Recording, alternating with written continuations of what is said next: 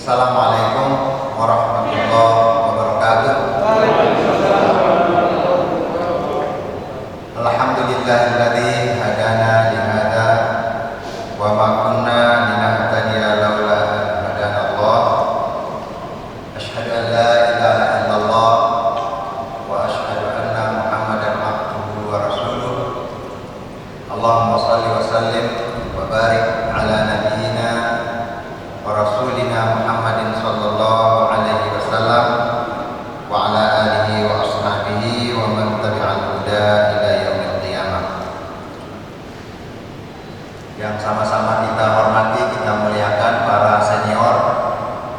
Ada Mami Uji di hadapan kita. Ada satu lagi ini Al-Mukarram Bapak Samsudin Anwar. Saya merasa sangat dekat dengan beliau. Pernah di PWM, ketua PWM, pernah menjadi rektor, pernah menjadi ketua BPH, sehingga saya merasa lekat pemikirannya. Di hati saya itu, kalau saya bisa menyebut beliau itu bahrul ulum, lautan ilmu, khususnya kepada saya.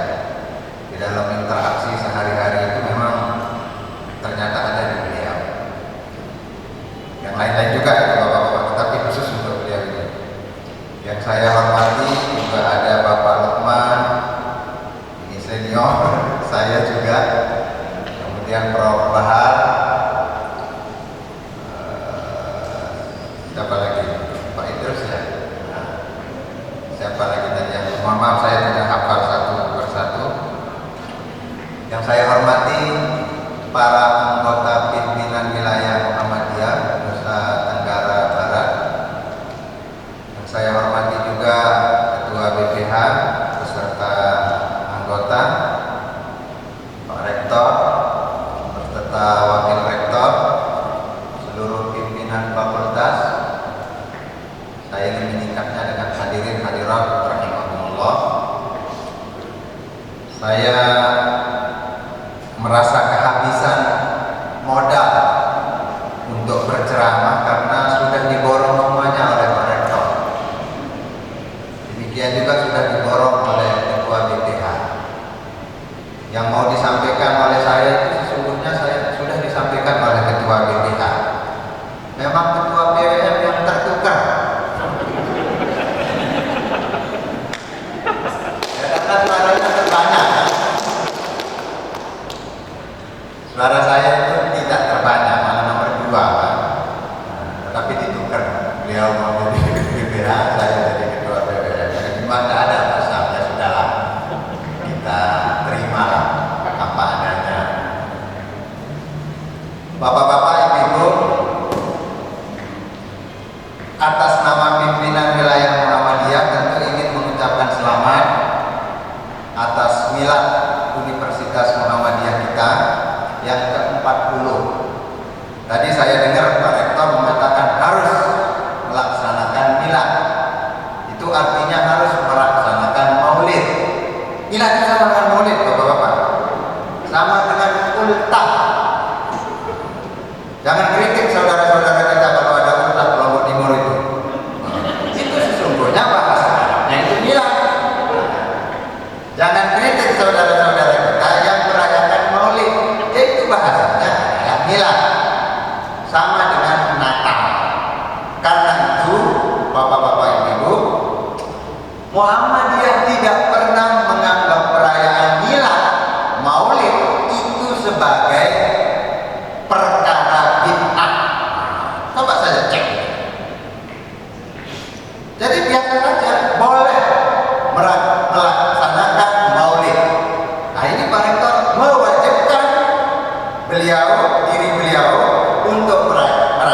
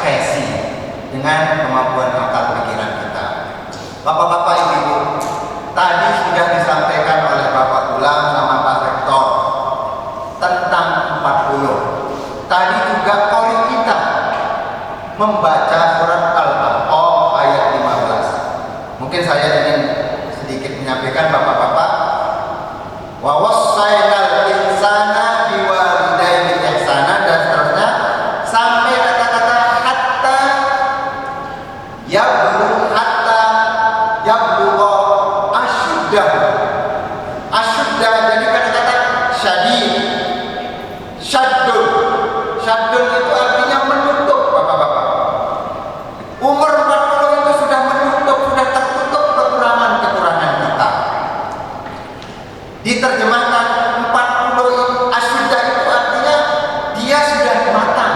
Karena apa?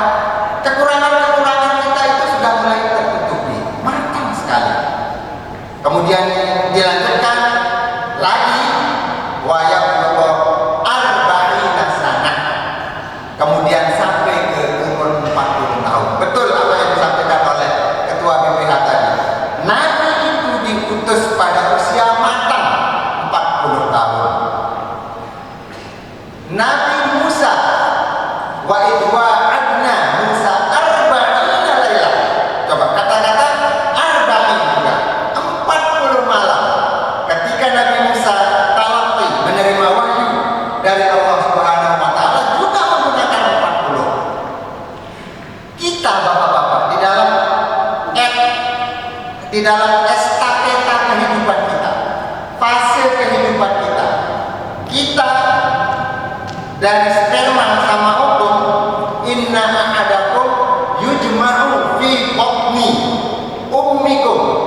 Kita semuanya itu ketika mau dijadikan zigot arba'ina yauman, itu juga 40. Terus mislah kemudian mudghah, kemudian dan seterusnya itu 40. Artinya apa Bapak-bapak Ibu? Umur 40 betul yang disampaikan oleh Pak Rektor itu memang usia matang, banyak prestasi. Tetapi menurut penelitian juga Pak Rektor, ahli-ahli psikologi juga terjadi juga perselingkuhan umur 40 tahun. Karena apa?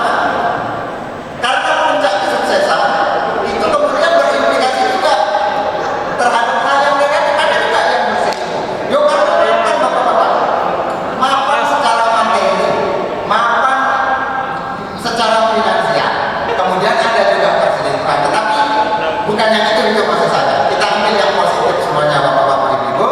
Umur 40 ini marilah kita jadikan sebagai momentum untuk maju. Tadi malam Bapak-bapak Ibu, saya membuka Suara Muhammadiyah tahun 2013. Tulisan Profesor Tobroni, itu guru besar kita di Universitas Muhammadiyah Malang.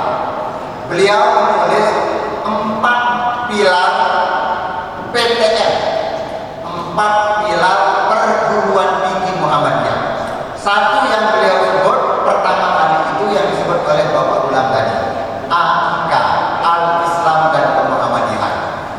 Di dalam menguraikan Al-Islam dan Kemuhammadiyahan, Bapak-bapak Ibu, ini penting ini di dalam usia yang ke-40 tahun ini Pak Rektor.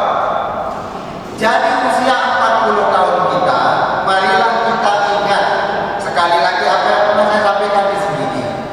Membangun kampus ini, marilah kita ingat ini hanya sebagai media, alat, bukan roya, bukan tujuan kita membangun kampus. Apa tujuannya membangun kampus? Beliau menyatakan apa? Ingin menciptakan peradaban. Peradaban itu didahului oleh kultur. Saya ingin mungkin bicara ini pelan-pelan Bapak-bapak. Kultur itu apa? Kultur itu bahasa Arabnya adalah as-saqafah. Dari kata-kata saqifah. Bahasa Arab artinya saqifah itu sesungguhnya terdidik, pintar.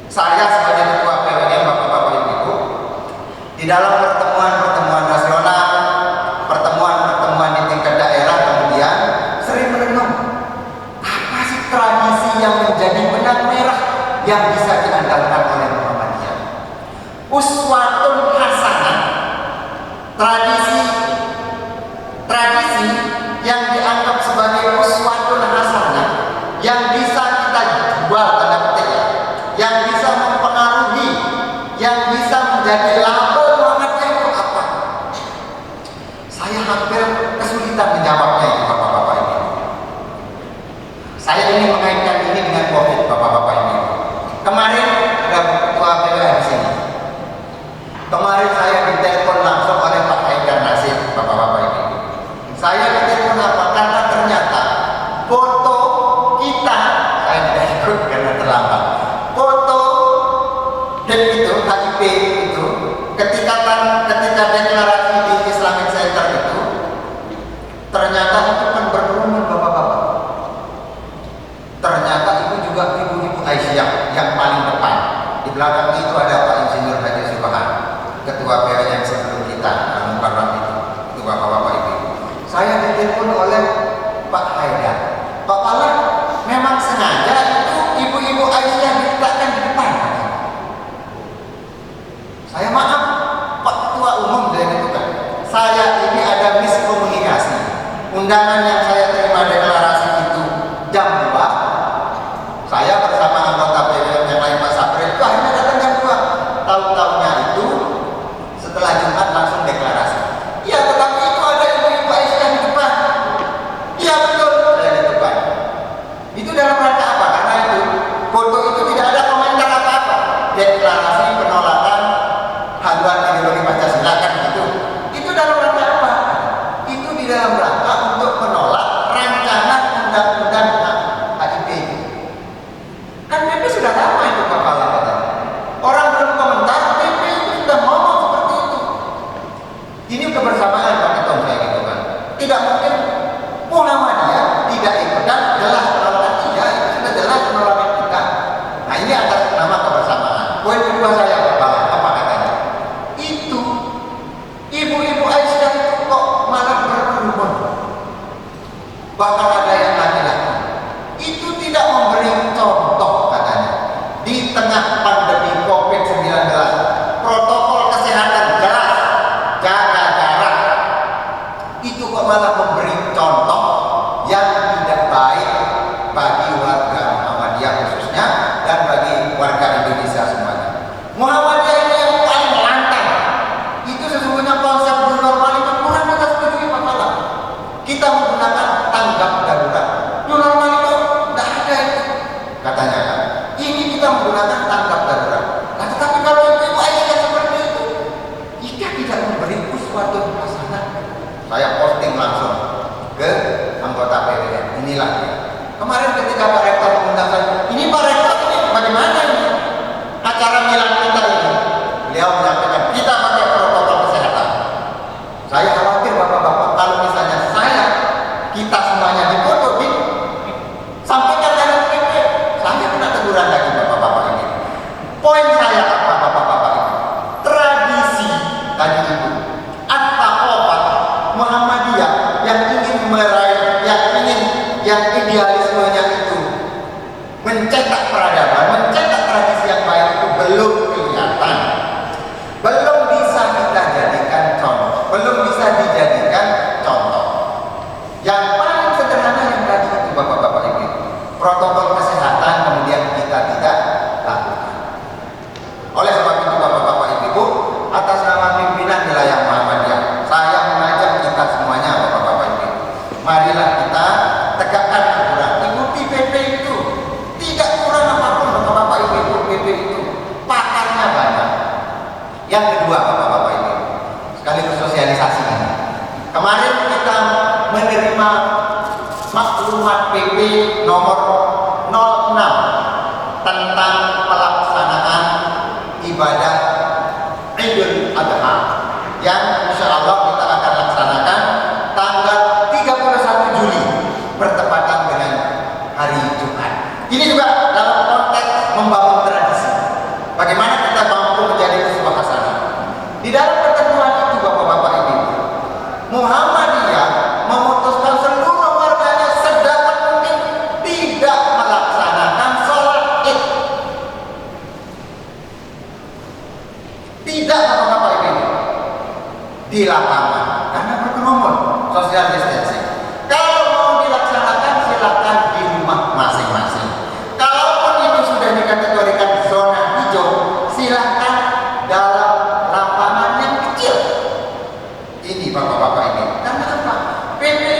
wala tulqu bi aydikum ila tahlukah. Darul mafasid muqaddamun ala jalbil masalih.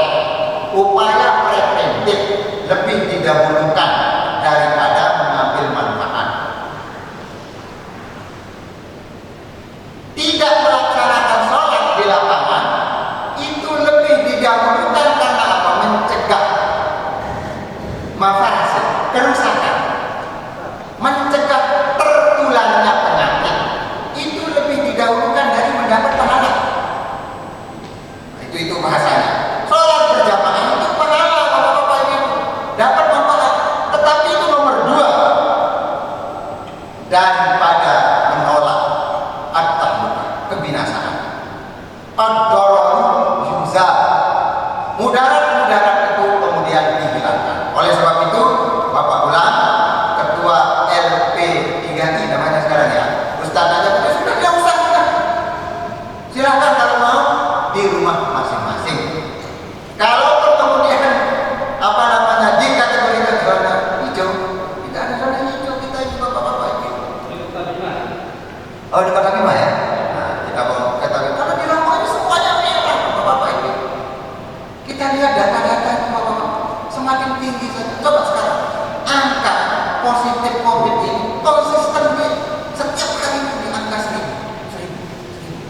Nah, terus bagaimana membacanya kita tidak berbahaya? Sekarang sudah mulai ditutup. Sudah, bapak-bapak ibu, instruksi PP Muhammadiyah ini, mari kita jadikan ini sebagai tradisi uswatun hasanah. Itu tadi bapak-bapak. Kita sedang membangun peradaban tradisi di Muhammadiyah. Yang kedua bapak-bapak ibu, Muhammadiyah berpandangan korban yang punya rezeki banyak, yang berkecukupan, yang kaya. Muhammadiyah berpandangan apa bapak-bapak ibu? Yang paling menjadi al-qiyam al-asasiyah, apa artinya? Jadi al-qiyam al-asasiyah itu artinya pondasi yang paling elementer sesungguhnya di dalam hukum itu adalah apa? At-ta'awun, membantu, tolong-menolong. Bagaimana cara tolong-menolong? Berinfak. Salah satunya itu adalah berkorban. Berkorban itu adalah membantu bapak-bapak. Wa ta'awanu 'alal birri wat taqwa wa la ta'awanu 'alal itsmi wal 'udwan. Itu menjadi al-qiyam al-asasiyah. Itu namanya al-hukmul kulli, postulat umum.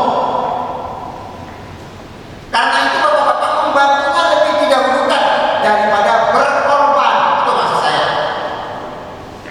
Tetapi kalau yang kaya-kaya kayak Pak Sadiwan ini silakan membantu dia, berkorban juga iya. Silakan. Motong maksud saya berkorban itu. Berkurban, korban. Kalau mau bersedekah, tetapi kalau yang tidak mampu, mari bapak-bapak ta'awun itu didahulukan. Itu sebabnya fatwa tarjih Muhammadiyah bapak-bapak itu. Sudah, sekarang kalau bisa tidak kita melakukan penyembelihan, tetapi dibuangkan kemudian itu dijadikan, itu kemudian didistribusikan kepada masyarakat kita yang terdampak. Jadi lebih didahulukan terdampak, membantu dalam bentuk uang, itulah yang dibutuhkan bapak-bapak daripada daging korban. Itu namanya al-qiyam al-asasi al-hukmu al-kulli. Nah, oleh sebab itu bapak-bapak ibu, saya ingin menekan COVID-19 ini dengan tujuan utama didirikan PTM sebagai pencetak peradaban. Mungkin bisa dibaca nanti di uraiannya Profesor Kodroni itu. Ini kita jadikan sebagai momentum bagaimana Muhammadiyah ini bisa menjadi uswah hasanah bapak-bapak dalam semua hal. Saya senang Pak Rektor tadi menyampaikan kemajuan-kemajuan, Bapak Gulam juga tadi, ini sudah kemajuan-kemajuan kita, itu sudah betul bapak-bapak, tapi itu masih monet internal. Saya ketika di ujian kemarin itu bapak-bapak, Pak Palah ini meneliti tentang Muhammadiyah. Pak Palah itu posisinya sebagai insider atau outsider. jadi orang luar atau orang dalam? Jangan-jangan nanti, mohon maaf ini Pak Haji Sam, nanti saya meneliti tentang kaderisasi ulama Muhammadiyah melalui lembaga pendidikan Makkah. Saya ngambil Makassar nama Makkah kita itu. Jadi saya menganggap tidak hanya sebagai lembaga kaderisasi dai mubalik, tetapi lembaga ulama Muhammadiyah. Yang saya simpulkan di sini gagal, tapi di Makassar sudah hebat. Apa pertanyaannya Bapak-bapak Ibu? Kalau Pak Pala meneliti Muhammadiyah, saya yakin tidak objektif, tidak ada kritikannya nanti. Tadi yang disampaikan Pak Rektor sama Ketua BPH itu kan yang baik-baik saja itu. Itu sudah betul itu Bapak-bapak. Karena apa? Yang ngomong itu Ketua BPH sama dengan saya. Kalau ngomong tentang amal usaha Muhammadiyah dari lima sampai di situ banyak. Sekarang di Narmada kita akan bangun Muhammadiyah Boarding School. Itu embrionya ulama. Di Lombok Utara itu juga kita sudah punya klinik. Di Sumbawa ada klinik Pratama Surya Pratama. Nah, itu kan bagus itu. Tapi itu saya yang ngomong insider. Kita butuh siapa Bapak-bapak? Kita butuh, ya, saya butuh Bapak Anissa berposisi sebagai outsider, orang luar yang tidak distruktural maksud saya. Dengan demikian maka beliau akan memberikan kita masukan, memberikan kritik, Bapak Bahar, Bapak Bahar, Kami Muji, itulah yang kita butuhkan. Nah, kelak rektor mungkin perlu kita datangkan bapak-bapak kita yang kritis tidak apa, supaya itu menjadi rem, jadi motivasi, menjadi bahan introspeksi kita untuk mengelola perkaderan, untuk mengelola amal usaha dan mengelola Muhammadiyah secara global di tingkat lokal ya, itu juga menjadi rujukan kita. Saya kira itu Pak Rektor, selamat capaiannya luar biasa tadi. Mudah-mudahan terus berkembang. Tapi saya sudah ngomong ketika kemarin itu Pak Rektor sudah dibuat tim untuk guru besar itu. Belum itu mungkin juga ya. UIN itu setiap tahun Bapak-bapak menargetkan 15 guru besar harus lahir, harus keluar SK-nya. Yang tadi disebut 23 ya, 2 doktor itu yang belum lektor kepala. Buat sudah tim Bapak-bapak, Pak Rektor, buat tim, digodok habis-habisan. Ini bukan kepentingan individual Bapak-bapak, ini kepentingan institusional, kepentingan lembaga Bapak-bapak. Kalau misalnya yang begini-begini saja bisa kita hebat, tetapi coba yang lain-lain itu sudah profesor, kita kalah dengan STIMIT itu sudah punya profesor, kita mana? Belum ada. Ada profesor Mulia tapi kan berapa baca komplesnya. Ada profesor Bahar tapi komplesnya kan juga. Kata Haji Ali harus segera itu profesornya. Amin amin. Nah, maksud saya Bapak-bapak, ini bukan kepentingan pribadi, bukan tunjangan guru besarnya itu yang menjadi acuan bahwa ini ya, tetapi ini kepentingan institusi kita. Saya tidak bisa membayangkan kalau hanya dokter-dokter, kalau banyak dokter juga di institusi lain. Kelebihan kita di profesor itu. Nah, oleh sebab itu mungkin ke depan BPH, rektor bisa kemudian membentuk tim percepatan dalam rangka untuk percepatan jabatan-jabatan fungsional. Dengan demikianlah syarat dan ketercukupan modal kita untuk maju itu terpenuhi dengan baik. Saya kira itu yang bisa saya sampaikan. Sudah lewat bulan Syawal